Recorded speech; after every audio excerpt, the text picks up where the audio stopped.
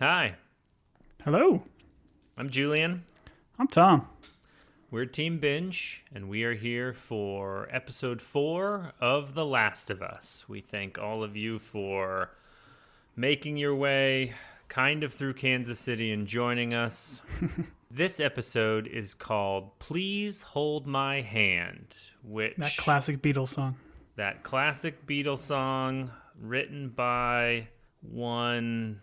I was going to say Patrick Swayze, but I don't think he was part of the Beatles. And I was trying to think of a member of the Rolling Stones, but since that type of music wasn't authorized in my household growing up, I can't tell you who any of those people are. Keith Richards. Boom. There you go. That's one of them. And we got Jagger?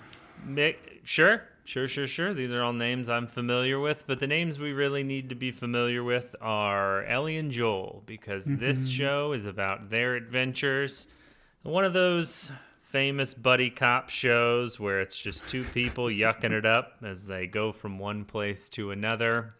Tom, I feel like we start every episode just getting the Thomas pulse of how he feels, having played the video games, knowing that we were going to leave Boston, but lying to me about it. How are you feeling after watching episode 4? I thought this was a good episode. This was definitely a little bit slower. There was some action moments, but I think a lot of this is setting up their relationship and kind of Ellie finding maybe some of the cracks in Joel's armor to have him open up a little bit more, which we definitely see at the end of the episode. But I thought it was still good. It definitely was very, very close and honored the game with a lot of these scenes and sequences, dialogue, references. It was all there and still a lot of fun. How about you? What do you think?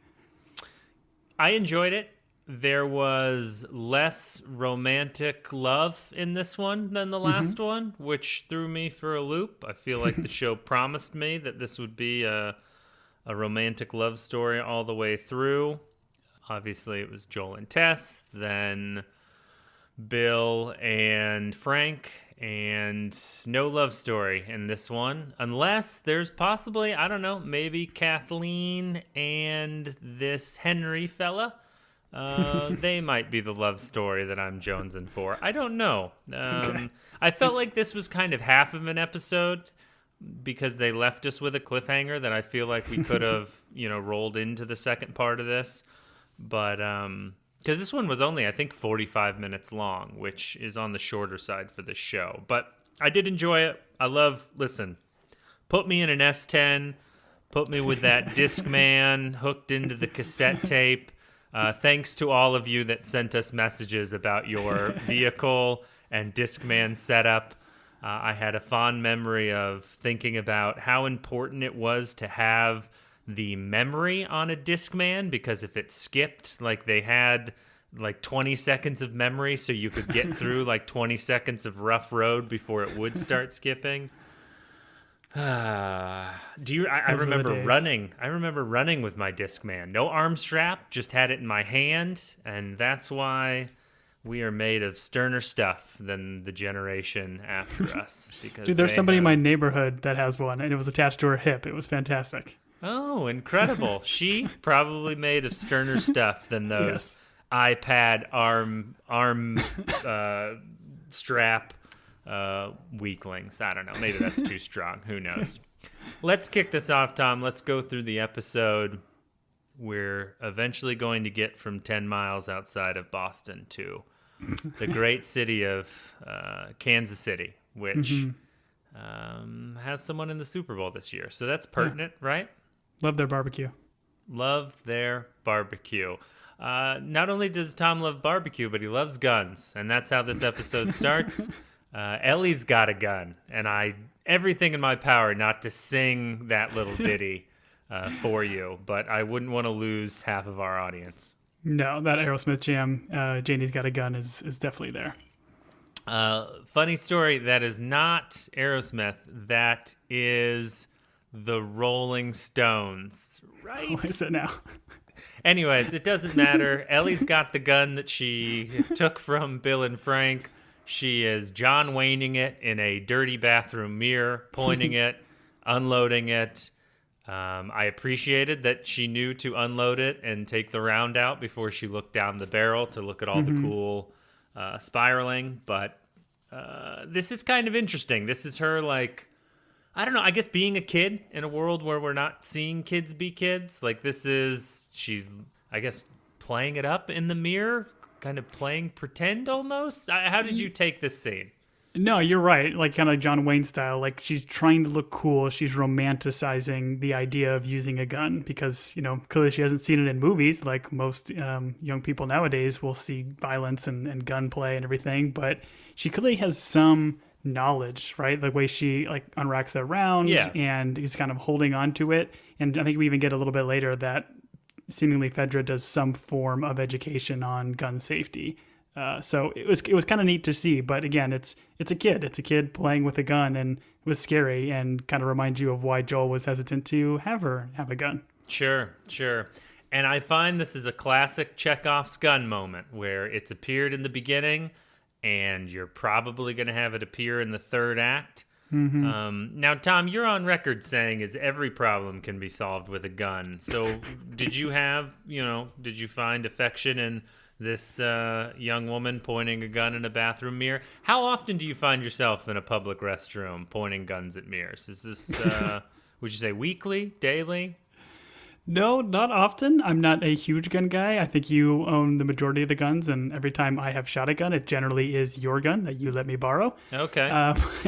But it is the gun that is pulled straight from the game. I don't know if you know exactly what type of gun it is, but it's, I think, it's modeled one off that the shoots same bullets, one. Tom. That's what I know. It shoots bullets. So this is one that is directly from, she at some point opens, does she get it from Bill and Frank in the game? No, I don't know. I know, so this sequence in the game of how she kind of saves Joel here when Joel's getting attacked by kind of one of these hunters or random people, this is what happens. It's pretty much beat for beat, but I don't know if it's explained where she gets the gun. And I had to admit, I told myself I wasn't going to replay the game until after we've watched this whole season, but admittedly, I have picked up the game and have kind of halfway through it. I think I just finished the sequence with Bill and Frank and am now kind of in where we are right now, but unfortunately I haven't played far enough to know exactly all the little nuances of how she got her weapon. Understood. Now, I don't think we've talked about this, and I don't think I've asked this hard-hitting journalistic question, but when you play the game, are you Joel or are you Ellie? You are multiple characters. So I think we started... Inconceivable. How? Well, like I said, you start the game as Sarah. It's kind of from her perspective, and you're seeing the whole outbreak kind of start from her innocence. And then you move into Joel, and there is a sequence in the game that you do play as Ellie. But I'm not going to go any further than that. Okay. Is there a point where you're the old lady neighbor and you get to eat people, or is that not? You get to be the old lady, but it's just when she's sitting on the front porch eating biscuits. And it's like, you can't move. You're getting biscuits shoved in your mouth, and it tells you to look up or look down, and that triangulates your inverted controller. Yeah, it's like grunt for water in order to wash down dry biscuit. Is that part of it? Pretty much. Hit triangle for dry biscuit. Wonderful. I love it. We have a scene with some gas siphoning, which I'll never understand the science behind. I for some reason thought that you pulled or sucked on it in order to get the gas flowing, but I feel like he blows in order to get the gas to go against and then come through. Anyways, Ellie asking him how it works and him being like, you wouldn't understand. And she's like, you don't know either. I was like, oh, that's great, because I am currently in that situation as I try and figure this out. It is great. I would assume like a homemade siphon is exactly that, where you can like suck it up, but then you're taking some gasoline. So I'm assuming there's like professional grade versions of it that you don't have to actually drink a little bit of gas to make it happen. Sure. And in the games, this is kind of cool because this is like the parting gift that Bill gives you when you leave him in the game. He hands you a siphon. Oh, interesting. Okay. Yeah. So this is part of a video game, you say. Speaking of bad jokes, Ellie gets her hands on a joke book of puns. And this is... my kids are at an age where if they get their hands on a joke book and you're in a car, guess what? For the next 45 minutes, you are just going to get rapid fire joke after joke.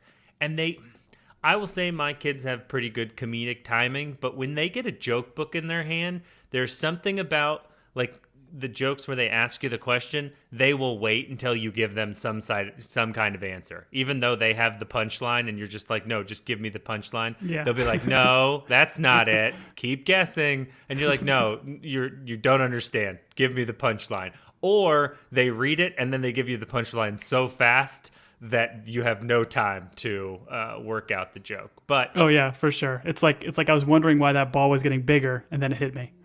Yes. Yeah. Very good. Very good, Tom. That was great. So I did appreciate this, and I thought it was, I mean, as bad as joke book puns are, this was a fun little bit that carried on through the episode. I liked how they built on this. Oh yeah, for sure. You never trust an atom. They make up everything.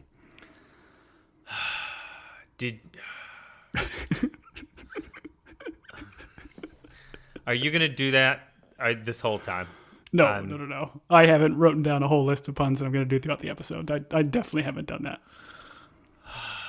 All right. Well, now I feel like I'm working my way through an explosive environment where I've got to make sure I don't touch a pun because you're going to unleash it on me.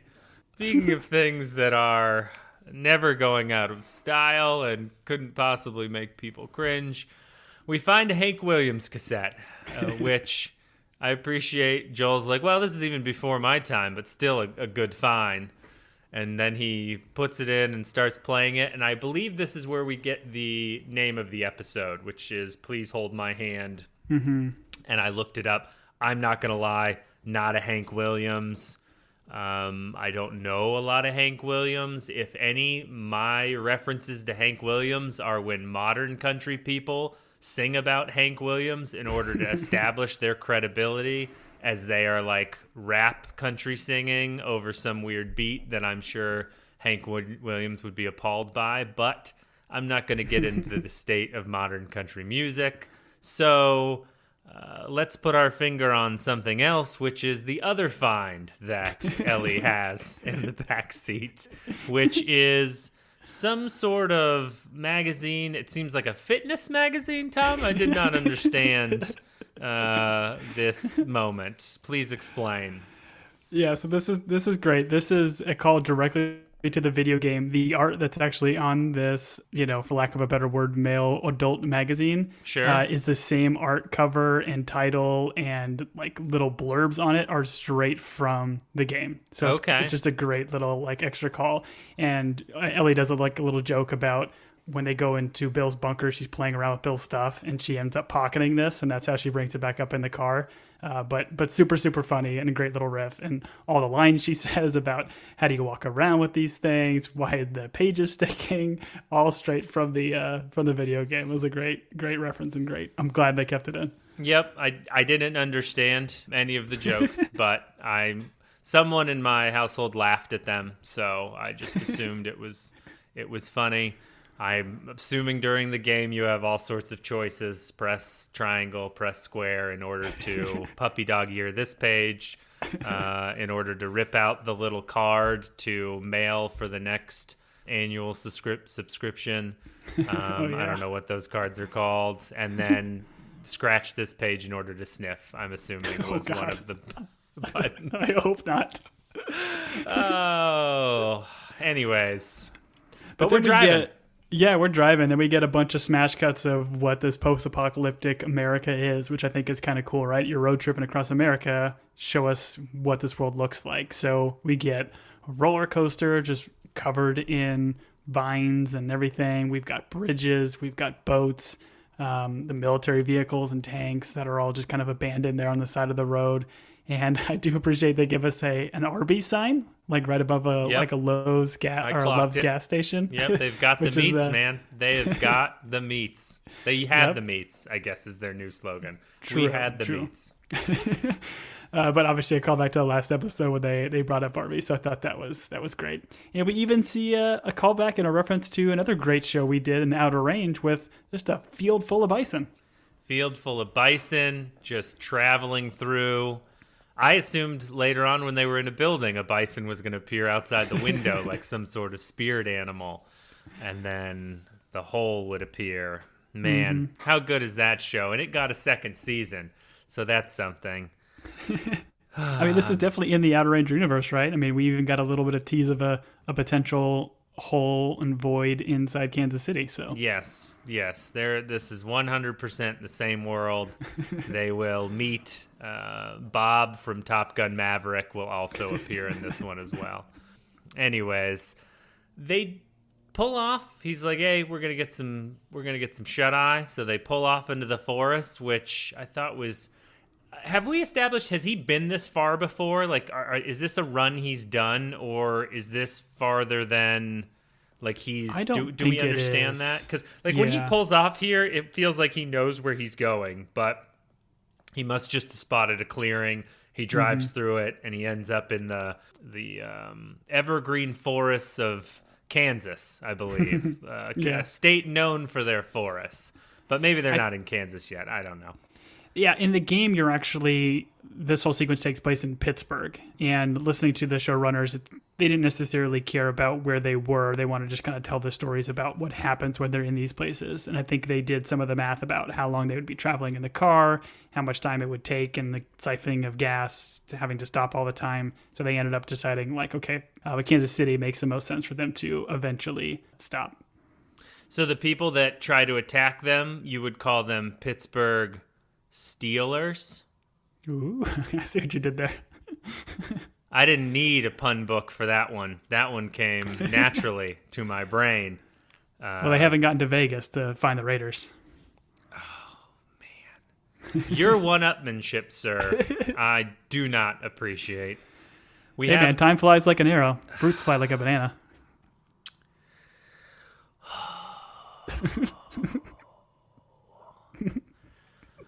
They're in the forest. They pull out the old Coleman propane grill and they start making some 20-year-old Chef Boyardee. My compliments to the chef from both of them. And I gotta think, like, cans come with expiration dates, but I think in this world, you're just like, I'm going to go for it. I don't know. There's some chicken corn chowder Campbell's soup in our pantry that I think has moved like 4 houses with us. So I don't know that I guess in this world I would be brave enough to try it, but I did think about expiration dates. But a huge shout out to the Chef Boyardee for lasting through the apocalypse, I guess. I found our sleeping arrangements questionable, Tom. We're sleeping in sleeping bags on the ground in the middle of the forest. We do have a truck. I understand it's filled with stuff. I just felt, Tom, you and I have spent a little bit of time in the woods. The woods are creepy at night. Yes. And that's without, like, I mean, that's in this world where these things are imaginary. In this world, monsters are real. So I feel like maybe like sleeping in the truck, on the bed of the truck, under the truck, any of these are better options than. And I just thought this was so funny because she asked the question, no one's going to find us. Like, he looks like he's about to fall asleep. And then it's like, no one's going to find us. And he's like, yeah, I promise you, no one's going to find us. And as soon as she said that, and the way Joel, like, what's on his face is, I'm like, oh, he's not sleeping now. He's done. He's going to stay awake. There's no sleeping now because she's reminded him of the dangers that are out there. And I thought that was interesting. I think it's the other way around. I think he already was well aware of the dangers. And I think Ellie even asks him, like, you know, what's going to happen if somebody finds us? They're just going to steal our stuff. And he says, his response is, no, they're going to do a lot more or worse than that. So I think he's almost kind of backtracking a little bit and felt bad about what he said to almost scare Ellie. She asks again, is anybody going to find us in these woods? He's like, oh, no, not at all. Even though he knows it's possible. I think he was always planning on staying up and kind of doing this guard duty all night to protect her. As we've established, he is the protector. That is his role. You know, regardless of whether he wants to admit it, she's not just cargo, and she means more to him than that. Okay. Yeah, I took it as, I took it as he was probably going to sleep pretty soundly, and then she kind of reminded him, or at least reminded him of his duty to protect her in that way. And then he was like, okay, well, looks like no one's getting any sleep. But the most important part of this whole scene is, Joel, can I ask you a serious question? And Tom, I'll give you the floor. You can talk out this piece. I don't know if I didn't write the specific pun down if it was from the show, but the way that Ellie asked the question, you think it's something serious, but no, it's just a punchline or a setup for one of her pun jokes. The idea of Joel like turning over slightly, answering it, saying it's like a scarecrow or something. It was just great. It's very clever writing, right? Because it was like, why did the scarecrow win the award? And he's like, because he was outstanding in his field. There or it something is. like that. Yes, and I you got it. Didn't even have to look it up. I'm mad that my brain filed that one away. You could tell it to your son. But again, it's like that. It's that idea that, he's obviously hasn't been a father for a long time, but he's still a dad. And I feel like it's almost a little bit of a nod to that. Like, he's a dad. He knows dad jokes. Sure. He had a teenage daughter, so. Yep. You're exactly right. That is the, and you're seeing how he is, as you mentioned in the beginning, how he's kind of starting to open up. How he's starting to feel towards Ellie. And it would be interesting to, having lost a child 20 years later, kind of falling back into that role, how long it takes you to kind of knock the rust off and start taking on that fatherly role. So I appreciate both actors in these scenes. Yeah, and I think it sets it so well for the ending, right? Where you actually get like Joel opening up and laughing. So like this little bit, and this kind of starts that idea of them going to sleep and setting it up for later.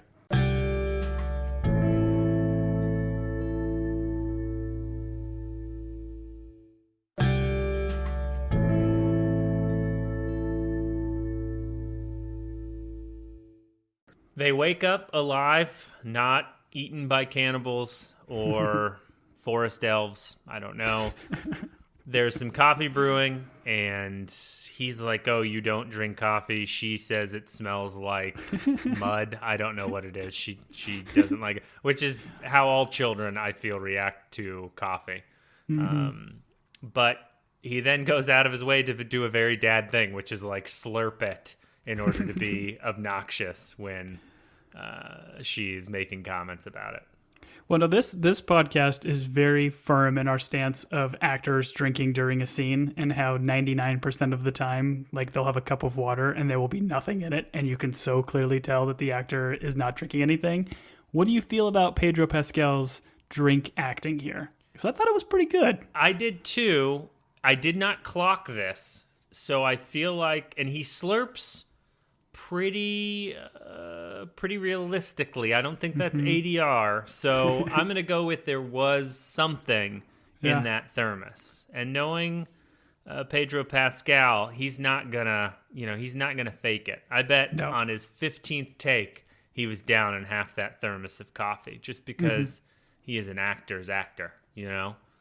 There's some map reading happening in this S10, and listen, we are also on record. I love map reading. I love a good map scene. I want to dive in there. I want to figure out, what road we're on, which direction, all those things.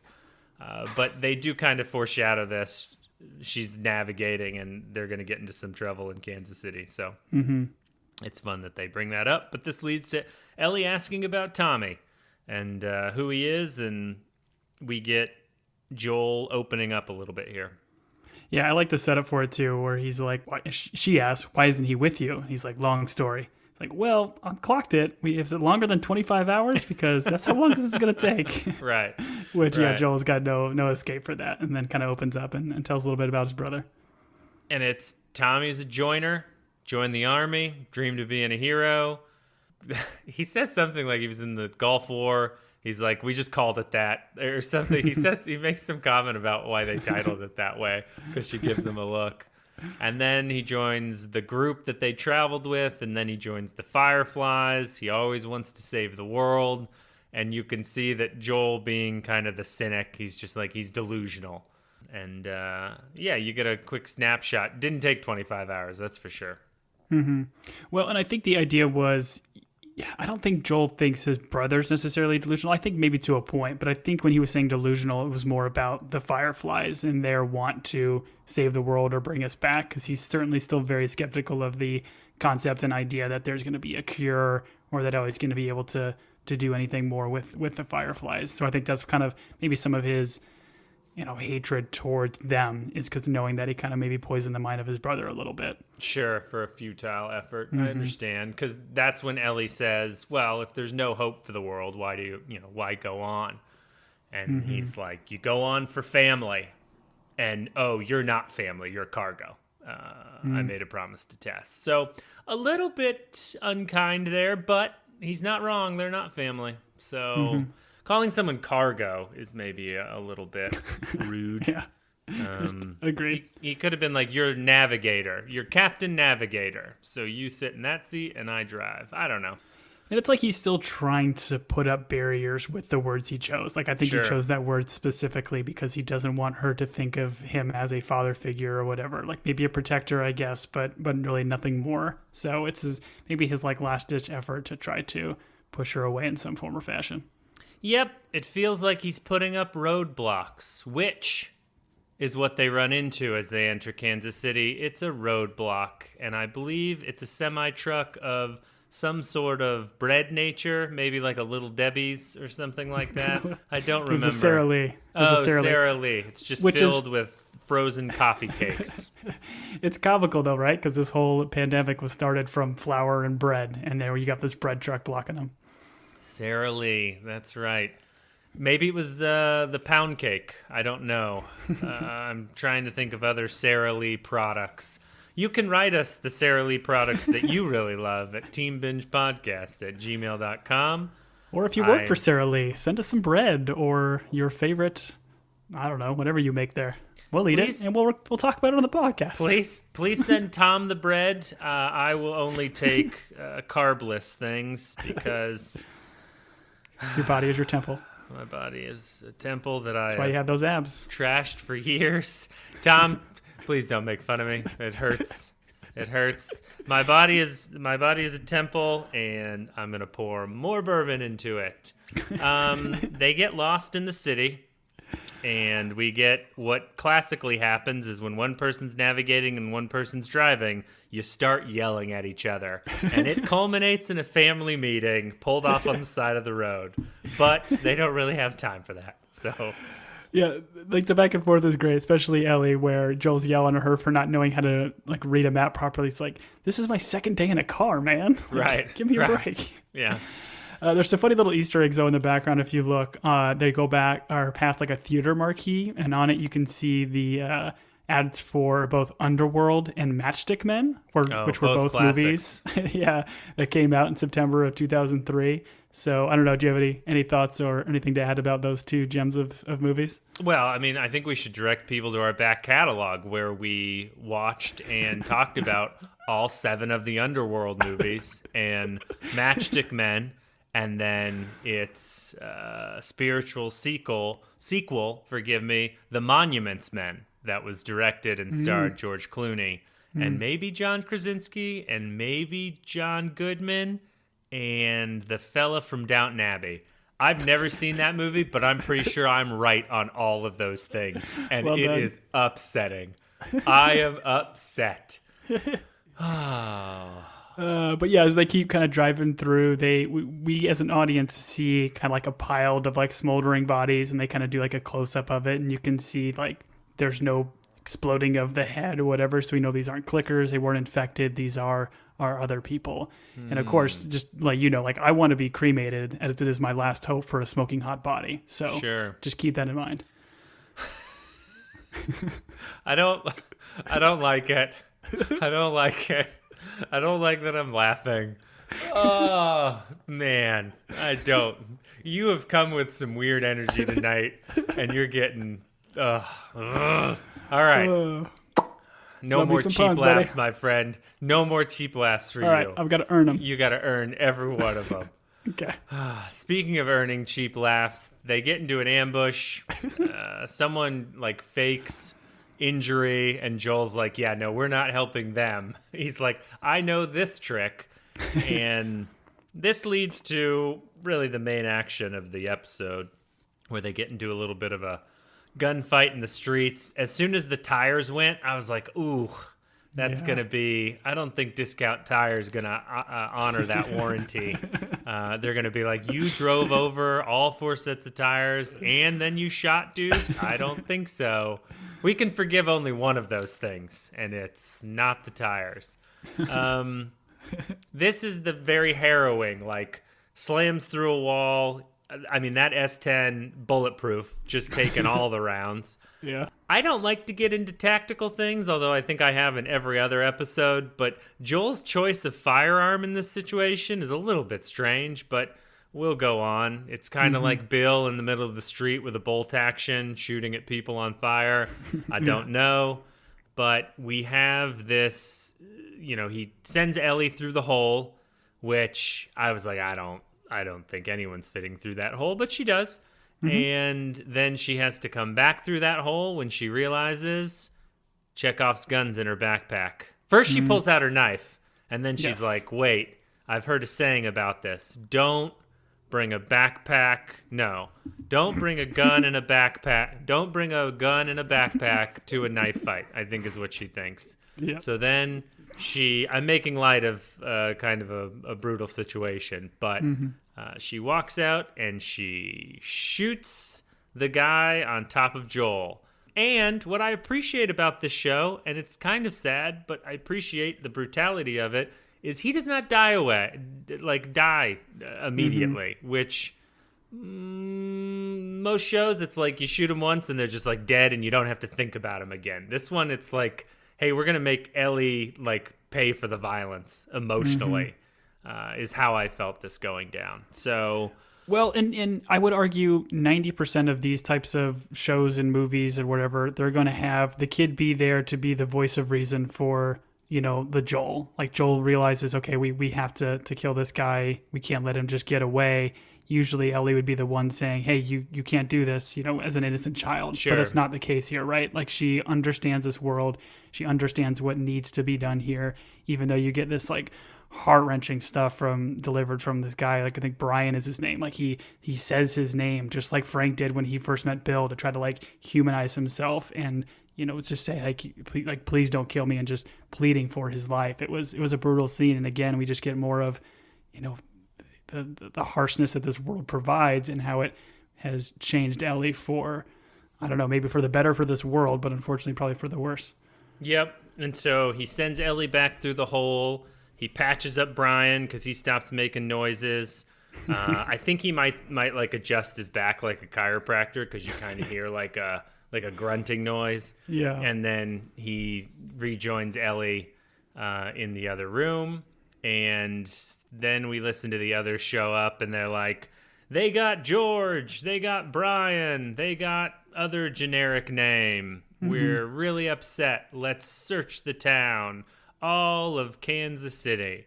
Then we're introduced to the main character of the show that is introduced in episode 4, Kathleen, who is, as most of us would like to do, holding a doctor hostage. And we find out that these two go way back. Way, way, way back. Yeah, not just a doctor, but her doctor that delivered her. So it just makes it even more brutal with what we're going to see here. She delivers him from this life and sends him into the next. Yes. And we find out so I guess Fedra has gone away. These people have kind of taken over. And what I gleaned from all these conversations is that there are collaborators with... whenever I use a big word, I always expect you to correct me afterwards. So we'll just say that I got close to that C word.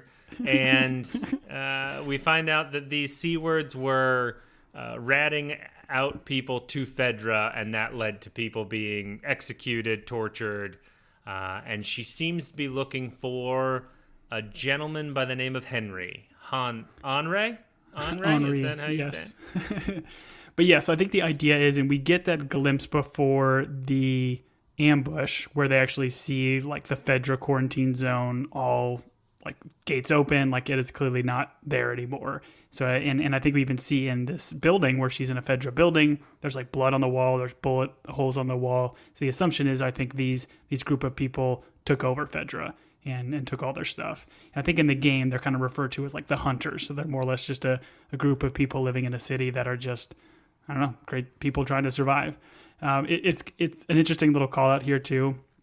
One of the names that she kind of rattles through before she gets to Henry, and then kind of when she says Henry, she kind of makes that, I don't know, I guess she's good at reading people. She sees something in this doctor that makes her think like, oh, okay, he knows where Henry is.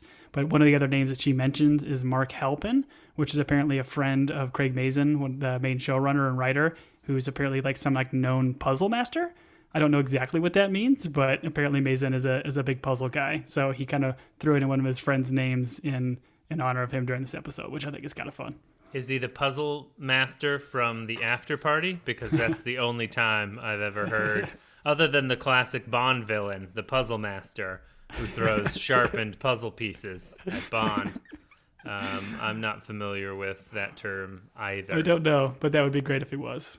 They're looking for one Hanre Burrell, and Kathleen seems to be running things because she's called into the street when the bodies are brought in, and essentially what we have here is a power vacuum. Fedra was in charge, Fedra got overthrown. Now it's like who's got the guns in order to run this. And yeah, I mean, I'm assuming they're going to go deeper into this because we seem to, this episode ends with a cliffhanger, and I assume that Kathleen is going to come to a head with Joel and Ellie.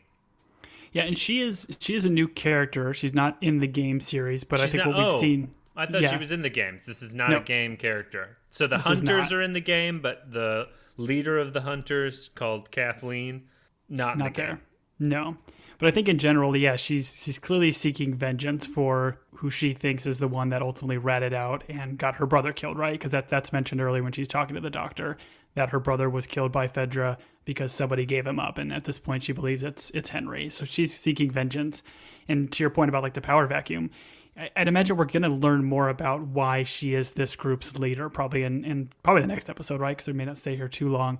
But the idea of her tying all these killings to Henry and saying, oh, maybe Henry was the one that called him in, and that's the why these guys are dead. Like, she's clearly trying to draw this probably false parallel just to push her narrative of getting Henry. Yeah, I think you're giving her more credit than it does, and I would never critique this show. I know you love it, but she walks out into the street. They put these bodies in front of her, and like without missing a beat, she's like, "Clearly, Henry did this." And it was like, if I was in that crowd, I'd be like, "Wait a second, you just saw the bodies for the first time. How do you know it was Henry?" And that's when they would have dragged me to a cell and put me down, because I would have questioned Kathleen. But yeah, there are some like straw men that she's setting up here in order to, I guess, go after Henry. But I thought it was, I'd have some questions if I was in that crowd about her motivation. Yeah, and I think there is a guy, which we meet her kind of lead muscle, Perry, a.k.a. Salt and Pepper Beardy guy. Nice. Who's, again, looks now, fantastic Peppa? part. Is that Peppa or Pepper? We'll say Peppa, Salt and Peppa Beardy. Okay, so like Peppa Pig. Got it. Okay. But again, this is another character not in the games, but this actor, which I didn't write down his name, but he is the gentleman who voices Tommy in the games. And Tommy's the brother of Joel. Yes, exactly. So he's switched sides. So is there any chance that Perry is Tommy and he's had some sort of facial face-off surgery like in the classic John Travolta, Nick Cage action rom-com Face-Off? Listen, it's too early to write it off at this point. That's true. I mean, the past, the present, and the future walk into a bar. It was tense. I don't like what you're doing at all. And I don't know why I'm laughing. All right. That's an interesting connection. And you know where people make connections? They make connections in bars. And that's where Ellie and Joel are holed up.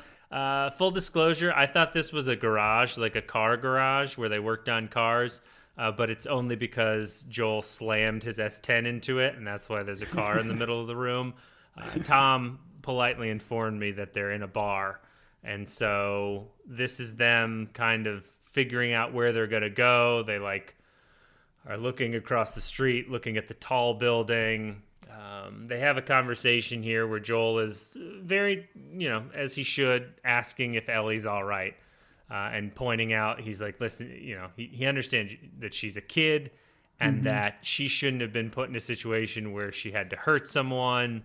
And he's like, I'm sure it's difficult. His assumption being this is the first time she ever shot someone in the spine with a gun, I guess. Yeah. Well, and yeah, he's doing his best here to apologize because he's taking all the ownership on this when in all likelihood this isn't his fault, right? Like his gun jammed, I think, when this happened and he didn't, hear this guy sneaking up on him, but he puts all this blame on him and says he's sorry that he put Ellie in this situation. And like Ellie starts to wiping away tears. And she kind of mentions here that Ellie's kind of killed before or shot somebody before or done something like, to hurt somebody, like Joel mentions. And as she's wiping away tears, it made me think, what do you take from that, of her wiping the tears? Is it the fact that she's sad about having to do this in the past and that she did have to hurt somebody? Or is it that she feels Joel is showing concern and is apologizing to her? Where do you think those tears are coming from? I would say the tears are coming down from adrenaline, from a tense situation. On the emotional side, I would say it's from someone like Joel showing concern. Because she clearly, as a teenager, is trying to win the respect or affection of Joel. And so him showing, he's been relatively cold. He's now showing some concern. So I think that is a bit of it. My assumption as soon as we met Ellie is that my hope is that this show is secretly about the serial killer known as Ellie, and that Ellie has just been wiping people out for years and years and years. And she, has that infected bite on her arm as cover so that she can move from place to place. I don't know. Clever. I don't know. There's so many possibilities here, but yeah, that's my official answer. But I do like why this kind of sets up the idea of Joel realizing, okay, she can handle a weapon, she can take care of herself, and decides to trust her with a gun, right? And then we get this little bit about some gun safety lessons. So walk me through this. Does this all sound gun safety as a avid gun owner? I wasn't paying too much attention.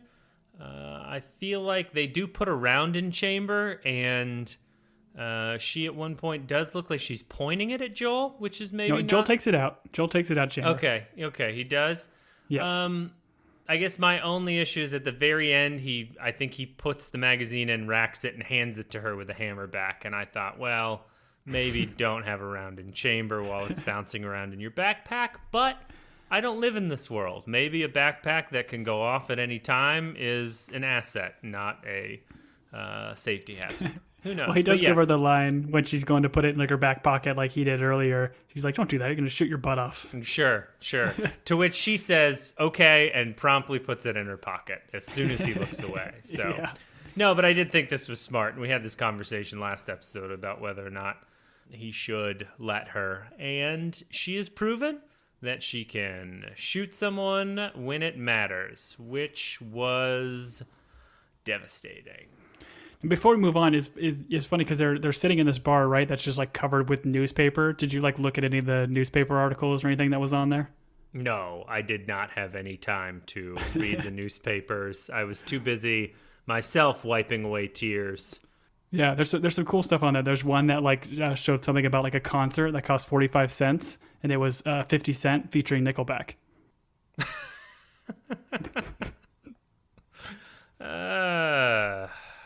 Tom, listen, if you and I were partnered up in this world, we would not have lasted. That's all I have to say. These puns of yours would have gotten you accidentally murdered by me. That's all I have to say. Okay. As charming and wonderful as you are, I think I would have reached my breaking point real quickly.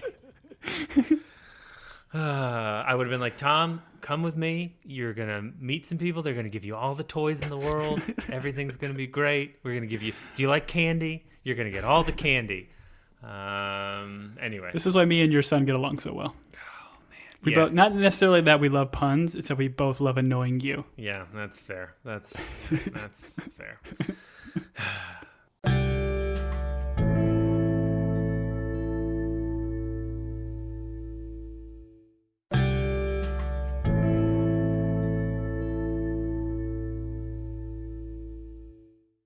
We go from the bar, I'm assuming it's the Cheers bar, I don't know where Cheers took place, probably Kansas City, to Kathleen in an Attic, which is a book of poems by Shel Silverstein, and she finds out that this is where Henry and Sam, the two, we don't know anything about these folks, right? We're just hearing names. I'm sure you know more about them, but so Henry and Sam have apparently been living in this attic. She's determined they've run out of food, and there are a bunch of drawings on the wall that seem to be of like a father and son. They seem to be drawn by a kid, which, once again, just leave the kids out of this world. I don't need to think about being like holed up in an attic with. It's just terrible to think about, but yeah. It really is. It really is. But yeah, so Kathleen gets taken to this little attic that I guess Salt and Pepper Beardy had found. And I'll just tell you now, so Sam and Henry, which we see at the very end of this episode, they're brothers. So the younger one has been drawing all these pictures of kind of superheroes.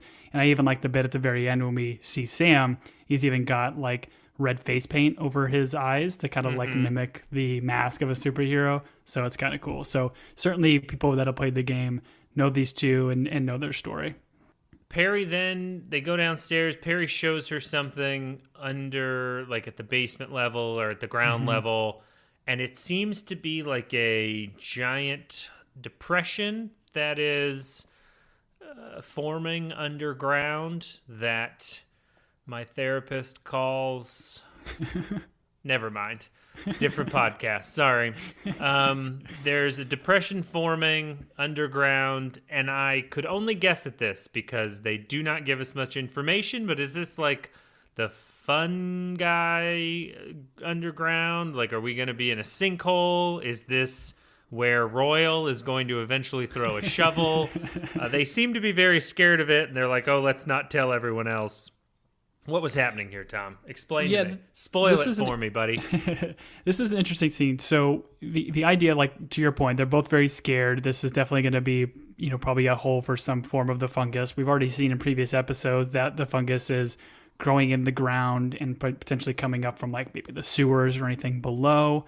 Who knows really what's lurking under here. But the fact that it almost like senses their presence as they get into the room and then it starts to kind of gyrate a little bit, it's unnerving to say the least.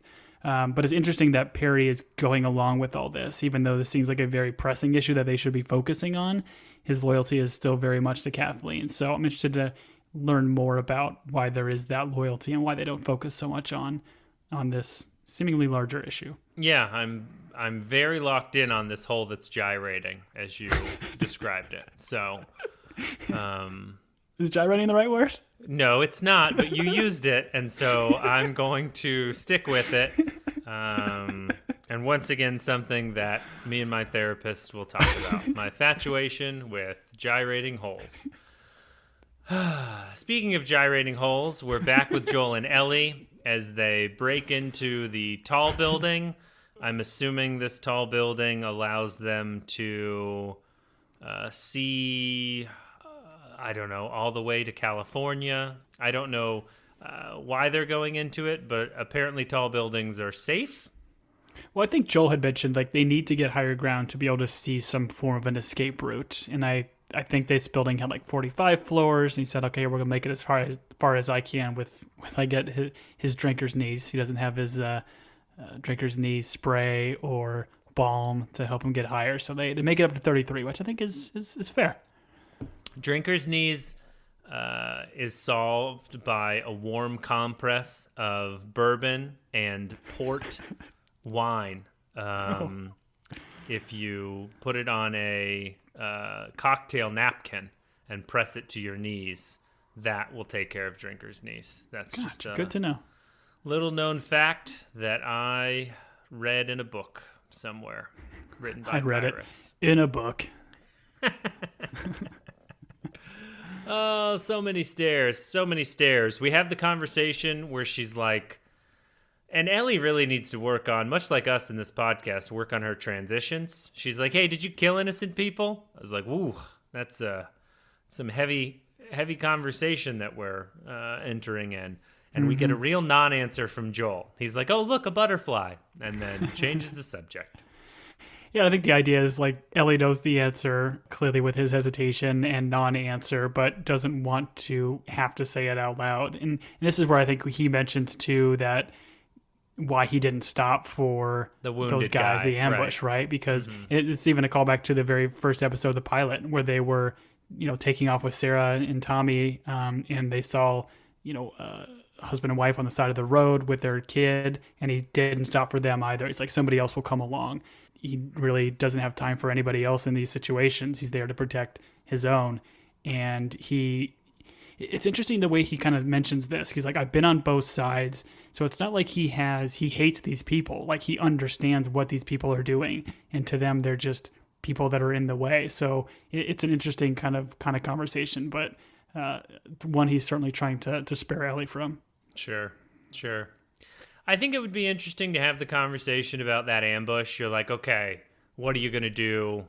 What are you going to do this time? Like, we hear a car coming, what's your, like, get inside the actor studio of your head. Like, what are you going to fake? What are you going to do? Personally, I'd be like, listen, I'm from suburbia. I have a gluten allergy. So I'm going to be in the middle of the road just shouting about my gluten allergy, and that's going to get the vehicle to slow down. And they'll help me out because they'll know I have a gluten allergy. I think that's what I do. I think the guy's issue is he oversold it with like the stomach cramp that he was doing, and that's why Joel knew, if that makes sense. I think you've got to pick just the right thing for the right situation. So mine would be a gluten allergy. That's fair. But I mean, yeah, they did have to go up quite a few stairs. I think what they mentioned, he's 56 years old and he went up 33 stairs. I think that's very, very impressive. I mean, I don't trust stairs because I feel like they're always up to something, but he did a good job.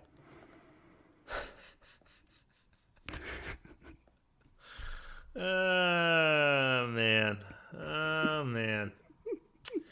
I think when people listen to this, they're just going to be like, hey, what happened to the episode for 4? And I'm just going to send out an email that says, wasn't worth your time, guys. Tom did something that you guys didn't want to hear, and so we're not publishing it. It's just going to be me singing for 45 minutes. The national please be anthem. Hank Williams. The national anthem in a Hank Williams voice. And outfit, please. And outfit, yes, sir. They are so loud. There are so many times in this show where I'm just like, listen, guys, you told us that they can hear. Why are you so loud? So loud. They're like laughing and yucking it up. And I would just be like, secure the happiness, no loud noises. I thought the same thing when I first watched it, and clearly they were loud enough for Henry and Sam to creep up on them. It's a bingo. It's a bingo. But I was thinking, like, well, if you're in just this random building in the middle of a city, the idea of other people even being in this building are slim to none, let alone 30 stories up. And like, I feel like you'd have to be on the same level to even hear anything, or I don't know, maybe because it's all hollowed out and there's nothing else in there. But I agree that he's being a little cavalier with the breaking of the glass. So loud. So loud. They sleep in an office, I'm assuming? Was this like an office building? It looked like they pulled like therapist chairs off of like the cushions and they laid on them on the floor, which I wonder what they're getting billed hourly for.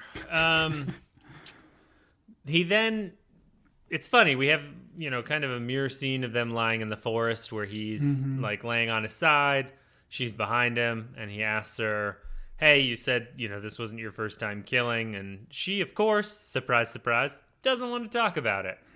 And this is, once again, him talking about it's just not fair at your age to have to deal with this. she even gives a line, I think, back to him, like, well, does it get easier when you get older? And he immediately responds, like, no, not really. But it is interesting here, right? Because Ellie is and has been a complete open book this entire time and generally just won't stop talking. And, we've kind of found something here that Ellie is not wanting to open up. So they're both still kind of keeping their secrets. Sure. She then brings up very astutely, and I don't know that I noticed this, or it was maybe telegraphed during the show, but I didn't notice it. But she's like, listen, you don't hear very well out of your right ear. Mm-hmm. And she's like, oh, is that from being shot? And he's like, it's probably from the shooting, which I thought was interesting.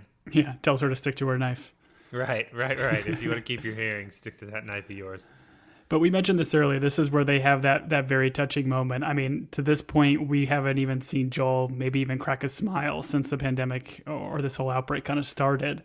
But he hears Ellie's joke about, I don't know, some other crass, crude joke or whatever. And Joel finally, he laughs and he calls her out and says, like, that was stupid, but can't help himself and has a true moment with Ellie here. And Ellie certainly sees it and is very thrilled by it.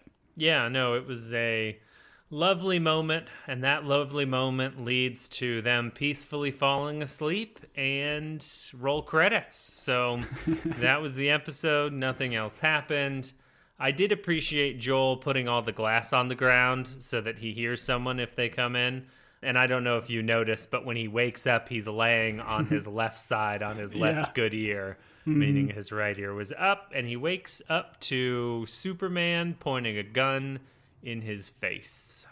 It's interesting because this is how the episode starts and finishes, right? With what's seemingly a kid pointing a gun at, Ellie pointing it at the mirror, and now young Sam here pointing it at Joel and telling him to be quiet, or kind of putting his finger over his mouth, which is very menacing, but I would argue Ellie just screamed, hey, Joel, wake up, so they probably don't need to be quiet in this moment.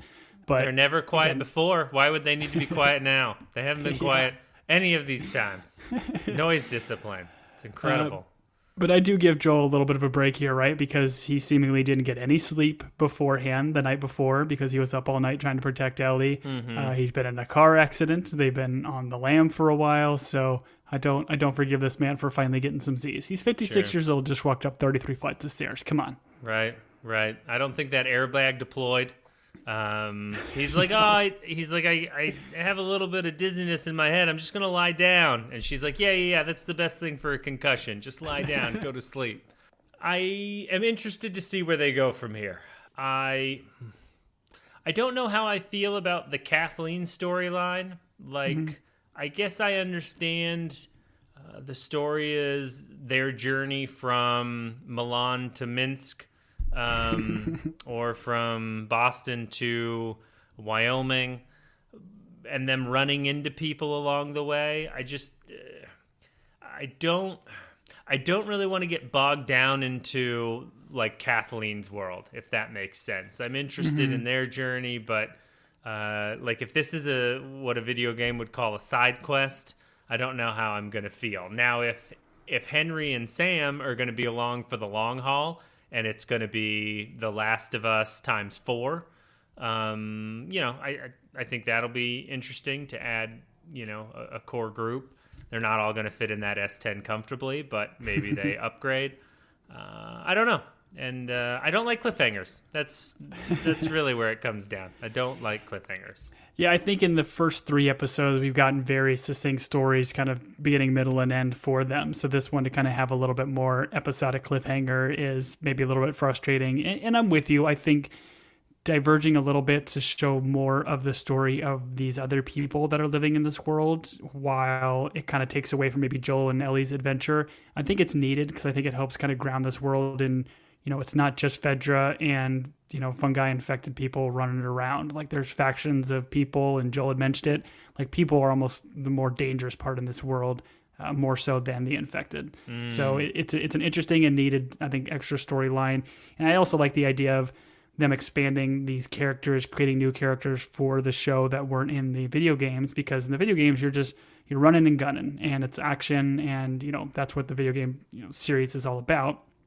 But being able to kind of break up those series of fights and gun battles to dive deeper into the drama and the characters, I think is helpful. But I'm with you. I'm interested to see where they go with Kathleen, because I think there's certainly more to her story that we'll get in the next episode.